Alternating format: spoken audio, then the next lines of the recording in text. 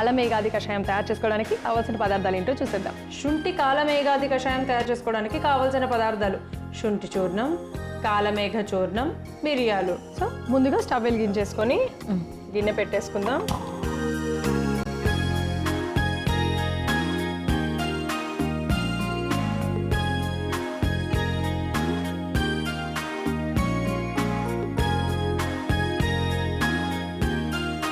ఒకటి, రెండు.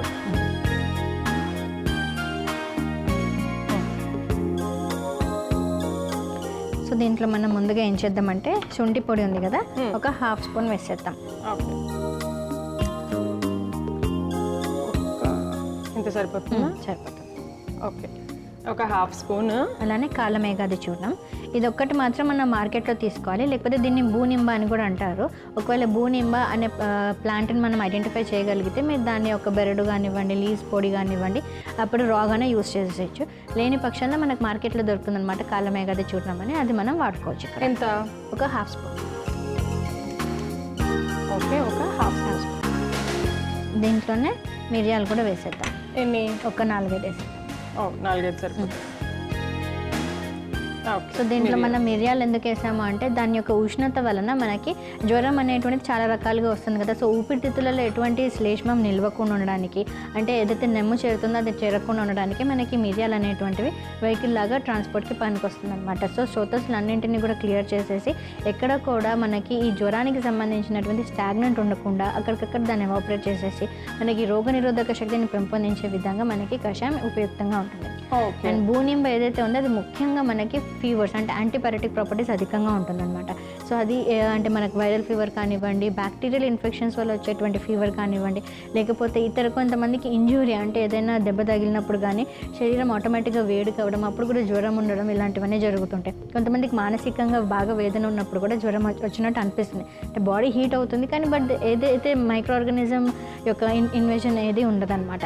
సో అలాంటి టైంలలో కూడా మనం ఈ కషాయం అన్నం ఉపయుక్తంగా ఉంటుంది. ఓకే, సో మనం ఇది బాగా మరిగించుకోవాలన్నమాట. ఏది ఫీవర్ ఏదైనా కానీ ఏ టైప్ ఆఫ్లో వచ్చినా కానీ ఇది తీసుకోవాలి. ఏదైనా కూడా 5 రోజుల్లో ఉన్న ఫీవర్ అంటారు, ఎక్కువగా ఉంటే అది వైరస్ అంటారు. అలా కదా, అంటే ఫీవర్ వచ్చినప్పుడు మనకి కారణాలు 3 రకాలుగా ఉంటాయి అన్నమాట. వైరల్ ఫీవర్ ఉండొచ్చు, బ్యాక్టీరియల్ ఫీవర్ ఉండొచ్చు, లేదంటే ఏదైనా ఇంజురీ, యాక్సిడెంట్, దీనివల్ల కూడా ఎక్కడైతే మనకి ఇన్ఫెక్షన్స్ వస్తే దానివల్ల కూడా జ్వరాలు వస్తుంటాయి. సో ఒకవేళ కొన్నిసార్లు ఏమవుతుందంటే మనకు 3 నుంచి 4-5 రోజులలో ఫీవర్ ఖచ్చితంగా కంట్రోల్ అవ్వాలి. మనం యాంటీబయాటిక్స్ కానీ లేకపోతే ఏదైనా దానికి సంబంధించిన ట్రీట్మెంట్ ఇస్తామో దాంతో అవ్వాలి. కొన్నిసార్లు తగ్గకుండా కొన్నిసార్లు తగ్గి మళ్ళీ పెరిగి తర్వాత ఇమ్యూనిటీ తక్కువైపోయి అండ్ యాడెడ్ ఇన్ఫెక్షన్స్ అవుతుంటాయి. సో అలా కాకుండా మిగతా ఆర్గన్స్ పైన వీటి యొక్క ఫీవర్ యొక్క ప్రభావం పడకుండా ఉండడానికి ఈ కషాయం మనకు ఉపయుక్తంగా ఉంటుంది. ఓకే, సో ఇలా తయారు చేసుకోవచ్చు. అంటే ఎన్ని రోజులు తీసుకోవచ్చు, ఎంత మోతాదులో తీసుకోవచ్చు? ఇది మనం కనీసం అంటే ఒక 10 to 15 days వరకు ఖచ్చితంగా ఉదయం సాయంత్రం ఒక 10 to 15 ml వరకు తీసుకోవచ్చు. పెద్దవాళ్ళు అయితే, చిన్నపిల్లలు అయితే మాత్రం 5 ml వరకు ఇవ్వచ్చు మనం. సో అట్లా ఒక 10 to 15 days ఖచ్చితంగా వాడితే అప్పుడు మనకు అర్థమైపోతుంది అనమాట. సో ఫీవర్ తగ్గుముఖం అవ్వడము, కొంచెం ఆకలి మంచిగా ఉండడము, జీర్ణాశయ ప్రక్రియ మళ్ళీ నార్మల్కి రావడం, మిగతా అవయవాలకు సంబంధించిన అంటే యూరిన్ ఇన్ఫెక్షన్స్ తగ్గిపోయి ఏ రకమైనటువంటి ఇన్ఫెక్షన్ సోర్స్ అయితే ఉందో అది తగ్గిపోవడం, ఇలాంటివన్నీ కూడా నార్మలైజ్ అయిపోతాయి అనమాట. సో అప్పుడు మనం స్టాప్ చేసేసేయచ్చు. ఓకే, సో ఇప్పుడు ఇది ఆఫ్ చేసేసేనా? ఆఫ్ చేసేసి.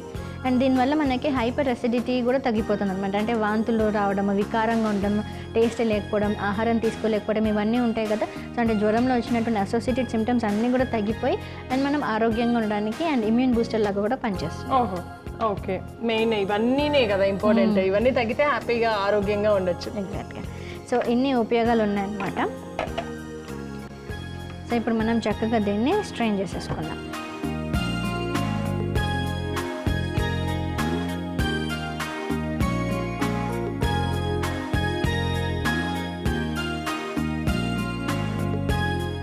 సో ఈ కషాయం మనం ఒక 10 to 15 ml అలా 10 to 15 days జ్వరం తీవ్రత అధికంగా ఉంటే 2 times వేసుకోవచ్చు, లేదంటే ఒక వన్స్ ఇన్ ఏ డే వేసుకున్నా కానీ సరిపోతుంది అనమాట. ఇమ్యూన్ బూస్టర్ లాగా పనిచేస్తుంది, ఆకలిని చాలా ఉత్పత్తి చేస్తుంది, అలానే రోగనిరోధక శక్తిని కూడా పెంచుతుంది అనమాట. సో ఇన్ని ఉపయోగాలు ఉన్నటువంటి శుంఠి కాలమేఘాది కషాయం రెడీగా ఉంది. ఓకే, సో చూసారు కదా శుంఠి కాలమేఘాది కషాయం. అందరికీ కూడా చాలా చాలా ఉపయుక్తకరంగా ఉంటుంది, హ్యాపీగా తీసేసుకోవచ్చు.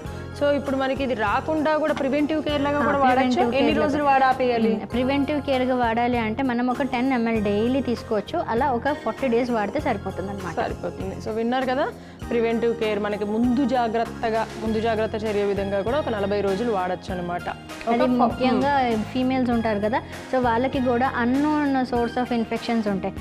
వైట్ డిశ్చార్జ్ రావడము, దాంతో వీక్ అయిపోవడము, లో గ్రేడ్ ఫీవర్ ఉంటుంది ఖచ్చితంగా, వాళ్ళు చెప్పలేరు అనమాట. సో అలాంటి కండిషన్స్లో కూడా మనం ఈ కషాయం ఒక 10 to 15 ml రోజు ఒకసారి ఒక 30 to 40 days ఇచ్చినట్లయితే మిగతా సిస్టమ్ అంతా కూడా మళ్ళీ రిజ్యూనేట్ అయిపోతుంది అనమాట. ఓకే.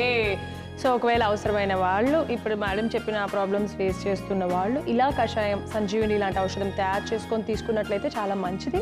మరి దీనికి కావాల్సిన పదార్థాలు తయారు చేసే విధానం మరొకసారి మీకోసం. శుంఠి కాలమేఘాది కషాయం తయారు చేసుకోవడానికి కావాల్సిన పదార్థాలు: శుంఠి చూర్ణం, కాలమేఘ చూర్ణం, మిరియాలు. శుంఠి కాలమేఘాది కషాయం తయారు చేసుకునే విధానం: ముందుగా స్టవ్ వెలిగించి గిన్నె పెట్టుకొని అందులో 2 గ్లాసుల నీళ్లు పోసి వేడి చేసుకోవాలి. నీళ్లు వేడయ్యాక ముందుగా 1/2 చెంచా శుంఠి చూర్ణం, 1/2 చెంచా కాలమేఘ చూర్ణం, అలాగే 4 మిరియాలు వేసి కాసేపు మరిగించుకోవాలి. మిశ్రమం బాగా మరిగాక స్టవ్ ఆఫ్ చేసి గ్లాసులోకి వడపోసుకుంటే దీర్ఘకాలిక జ్వరాలను తగ్గించడం, అలాగే జ్వరం యొక్క తీవ్రతను కూడా తగ్గించే శుంఠి కాలమేఘాది కషాయం రెడీ.